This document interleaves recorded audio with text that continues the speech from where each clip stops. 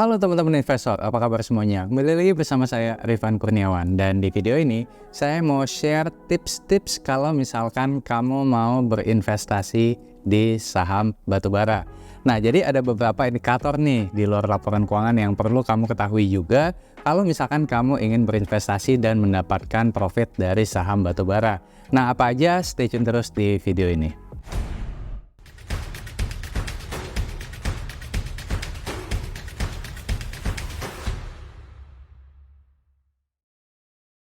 Oke, nah jadi selama kurang lebih 15 tahun saya di market ya, dari tahun 2008 sampai dengan tahun 2023 ini ya, setidaknya sudah 2 kali lah saya mendapatkan profit bagger dari saham batubara.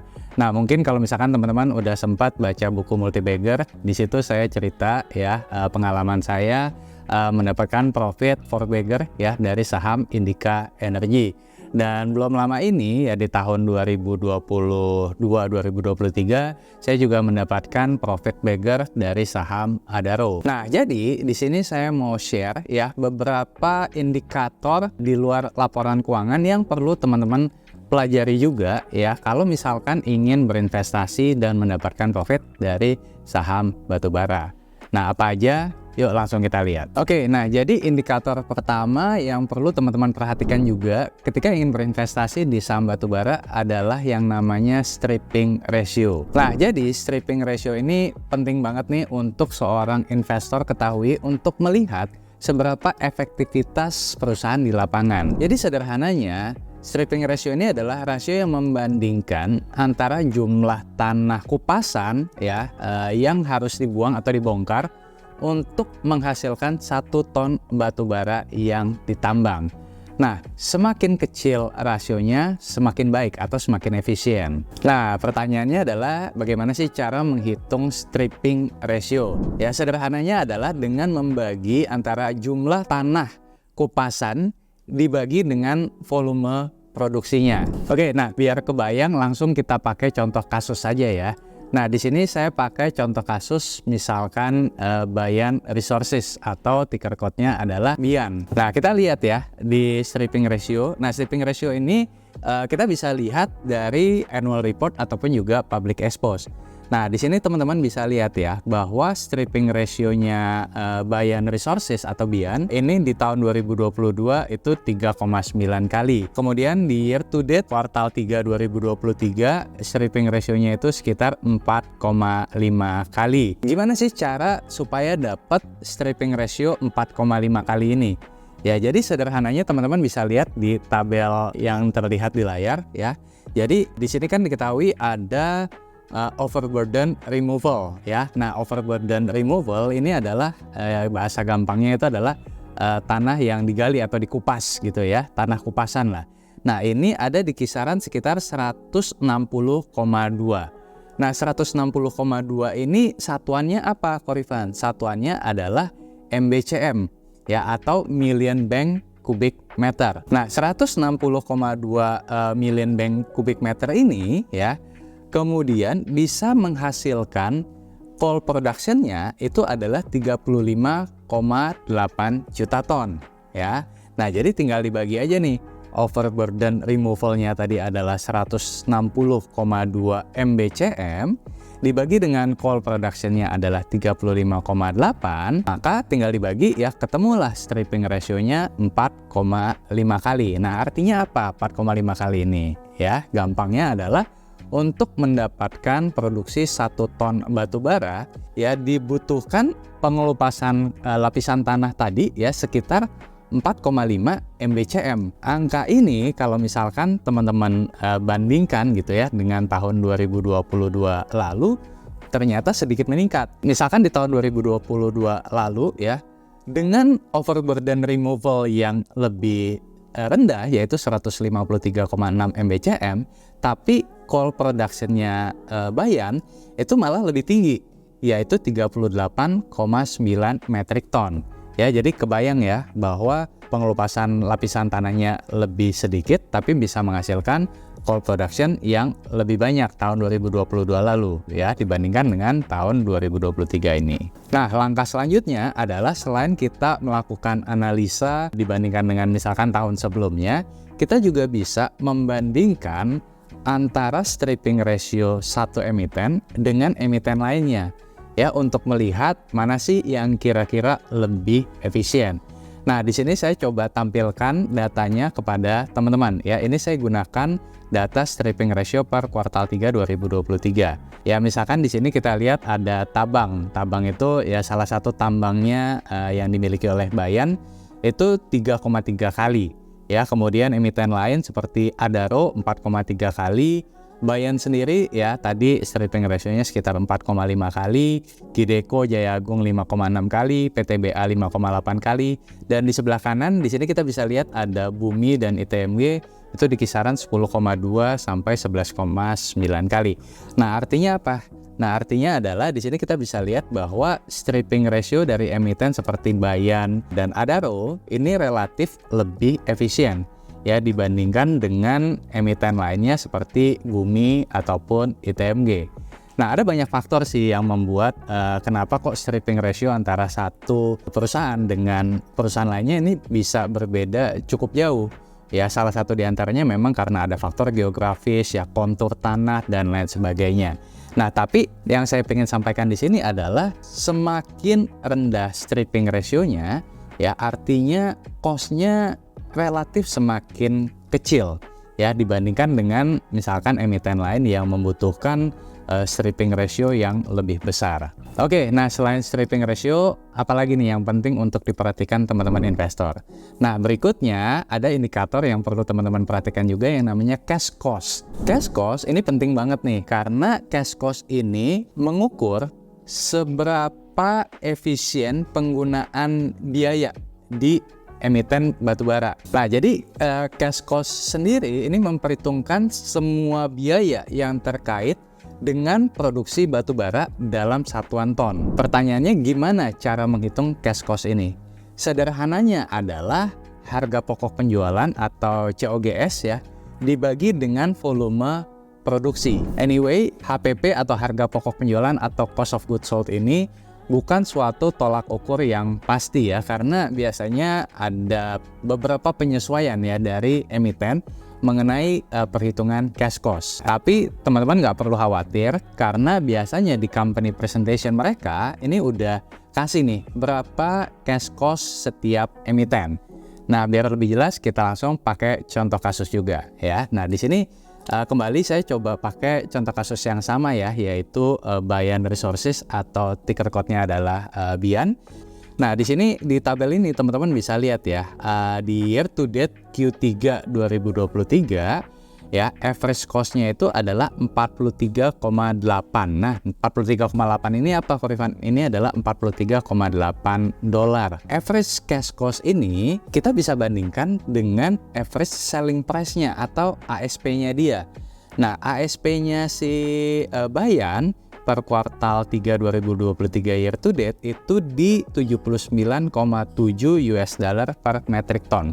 Nah, artinya apa? Di sini kita bisa tahu bahwa si Bayan, ya, per year to date kuartal 3 2023 ini menjual, ya, dengan margin kurang lebih sekitar 80% lebih mahal dibandingkan dengan cost-nya dia. Jadi sederhananya dia bisa jual batubara per metric tonnya adalah 79,7 dolar, ya, sementara cash cost-nya atau cost yang dikeluarkan untuk memproduksi batubaranya tadi kurang lebih itu adalah 43,8 dolar, ya, jadi kurang lebih margin sekitar 80%. Nah, pertanyaannya adalah apakah 80% ini bagus atau tidak, ya kan? Nah, untuk lebih mendapatkan gambaran, kita bisa bandingkan let's say dengan periode sebelumnya. Ya, biar apple to apple, saya bandingkan dengan year to date Q3 2022. Nah, year to date Q3 2022, di sini teman-teman bisa lihat sebelah kirinya, average cash cost-nya itu adalah 39,5 dolar. Nah, sementara average selling price-nya itu mencapai 119,4 dolar. Ya, artinya apa? Artinya per kuartal 3 2022, ya, yang sebelumnya marginnya itu bisa mencapai sekitar 200%. Nah, jadi terlihat memang di tahun 2023 ini, ya, karena harga acuan juga harga acuan Newcastle juga turun ya. Kemudian di sisi lain ya ada kenaikan cash cost ya, maka margin daripada Bayan ini ya relatif turun di laporan keuangan 2023. Nah, hal ini ya teman-teman nanti bisa juga analisa lebih lanjut ya untuk di periode-periode berikutnya, misalkan di tahun 2024 seperti apa. Nah, yang saya mau bahas di sini adalah cash cost ini kalau di breakdown itu ada komponen apa aja sih, Korifan? Nah, di sini saya coba kasih lihat ya ke teman-teman ya, cash cost per expense-nya atau per items-nya ya, cost itemsnya itu apa aja. Nah, di sini kita bisa lihat nih expense dari emiten Bayan ya, bahwa dari total cost yang ada paling besar itu ada di overburden and mining yang kurang lebih sekitar 29%. Nah, ini nyambung nih dengan yang tadi kita bahas di poin nomor 1 ya, mengenai stripping ratio. Karena stripping ratio tadi juga ngelihat dari berapa sih cost yang dikeluarkan untuk pengupasan tanah atau overburden and mining tadi. Ya, nah selain overburden and mining, di sini kita juga bisa lihat 22% adalah dari transportasi, ya, kemudian disusul oleh biaya royalti, kemudian juga gaji karyawan atau employee cost dan lain sebagainya. Nah, jadi dengan menganalisa cash cost per expense ini, teman-teman bisa tahu nih sebenarnya apa aja sih yang paling membebani sisi cost dari perusahaan batubara. Hal terakhir yang nggak kalah penting yang pengen saya share di sini adalah HBA atau harga batubara acuan. Nah, tadi kita udah bicara nih mengenai cash cost dan juga ASP-nya, yang dimana ASP ini juga berkaitan erat dengan harga batubara acuan. Mungkin kalian familiar ya dengan coal spot index ya, dimana coal spot ini biasanya digunakan untuk batubara dengan kalori tinggi. Untuk di dalam negeri ya, kita bisa gunakan indeks yang diterbitkan oleh Kementerian SDM, yaitu yang namanya harga batubara acuan atau HBA. Nah, di sini kan terlihat ada beberapa kategori ya, ada HBA, kemudian ada HBA 1, ada HBA 2, ada HBA 3. Dimana kalau untuk HBA sendiri itu nilai kalorinya itu kurang lebih sekitar 6.300-an kalori ya. Kemudian HBA 1 kurang lebih sekitar 5.300-an kalori, HBA 2 itu kurang lebih sekitar 4.100 kalori, dan HBA 3 kurang lebih 3.400 kalori. Nah, di sini teman-teman bisa lihat ya dengan jelas pergerakan harga-harganya. Ya, jadi ada HBA, ada HBA 1, HBA 2, HBA 3. Ya, di sini kelihatan memang rata-rata mengalami penurunan ya sepanjang tahun 2023. Nah, contoh misalkan per Januari 2024 nih ya, untuk HBA itu ada di kisaran 125,8 dolar. Kemudian HBA 1 yang masuk ke dalam kategori HBA 1 itu 87,3 dolar, HBA 2 58,5 dolar, dan HBA 3 37,1 dolar ya. Jadi masing-masing HBA karena kalorinya juga berbeda-beda, maka harga batubara acuannya pun juga berbeda-beda seperti itu. Nah, tadi kan kita sudah melihat cash cost yang estimasinya nggak jauh berbeda dibandingkan dengan kuartal-kuartal sebelumnya. Nah, berbeda dengan ASP batubara yang ya udah terlihat lebih jelas lebih volatile. Dengan HBA ini atau harga batubara acuan ini, kita sebagai investor bisa mendapatkan gambaran ya emiten tersebut menghasilkan kalori berapa sih? Maka harga rata-ratanya kita bisa pakai indeks ini.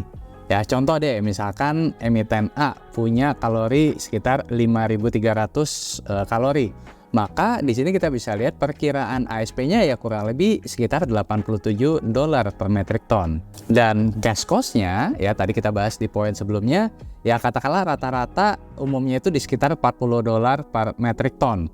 Nah, maka demikian ya kita bisa estimasi nih, oh kurang lebih cuannya atau margin dari perusahaan itu ya kurang lebih sekitar 2 kali lipat. Nah, fungsi daripada kita mengetahui HBA atau harga batubara acuan ini adalah dibandingkan dengan kita harus nunggu financial report atau company presentation dari emiten, dengan memahami HBA ini kita bisa dapat gambaran harga jual emiten ke depannya. Ya, jadi kita bisa tahu atau kita bisa memproyeksi terlebih dahulu. Nah, anyway, kalau misalkan teman-teman ingin tahu nih seluk-beluk mengenai saham cyclical, ya seperti sektor batubara yang kita bahas secara jauh lebih mendalam, ini saya akan bahas secara lebih detail dan lebih komprehensif di dalam kelas Stockademy Mastering the Sectoral Cycle yang akan saya dan teman-teman RK Team selenggarakan di Februari-Maret 2024 nanti. Akan ada 4 kali pertemuan yang diadakan dalam waktu 2 minggu ya, jadi setiap hari Sabtu dan Minggu. Nah, kalian bisa pilih juga nih ingin mengikuti Stockademy secara offline atau secara online saja. Dan nggak cuma sektor batubara, tapi kita juga akan bahas total 7 sektor cyclical beserta dengan sektor turunannya ya, supaya teman-teman bisa mendapatkan pemahaman yang jauh lebih mendalam ya kalau misalkan teman-teman ingin berinvestasi di sektor cyclical dan sektor-sektor komoditas juga ya. Jadi harapannya supaya teman-teman juga bisa melihat ya momentum dari saham cyclical, karena karakter dari saham-saham cyclical ini memang berbeda dengan saham-saham yang sifatnya defensif atau non cyclical. Nah, materinya pun kita akan buat section ya per sektor supaya teman-teman investor bisa lebih deep dive di masing-masing sektornya. Nah, untuk pendaftaran dan informasi selengkapnya ya teman-teman bisa klik link berikut ini atau cek di kolom deskripsi. Sampai bertemu di event Stockademy Mastering the Sectoral Cycle. So, gimana nih teman-teman ya? Apakah dari 3 istilah tadi ya teman-teman ada yang mungkin baru pertama kali dengar atau mungkin udah pernah dengar sebelumnya? Ya, anyway, nggak cuma 3 istilah itu aja atau 3 indikator itu aja, tapi juga ada indikator-indikator lainnya yang nanti kita bahas lebih dalam di Stockademy. Nah, kalau kalian punya pertanyaan atau punya usulan atau punya pendapat juga bisa sampaikan di kolom komentar. Anyway, kalau kalian suka dengan video ini jangan lupa untuk klik like, subscribe, comment, share, dan yang paling penting jangan lupa nyalakan notifikasinya supaya kalian nggak ketinggalan video saya yang lainnya. Akhir kata, salam dari saya Rifan Kurniawan, Indonesia Value Investor. Sampai jumpa di video berikutnya. Bye-bye.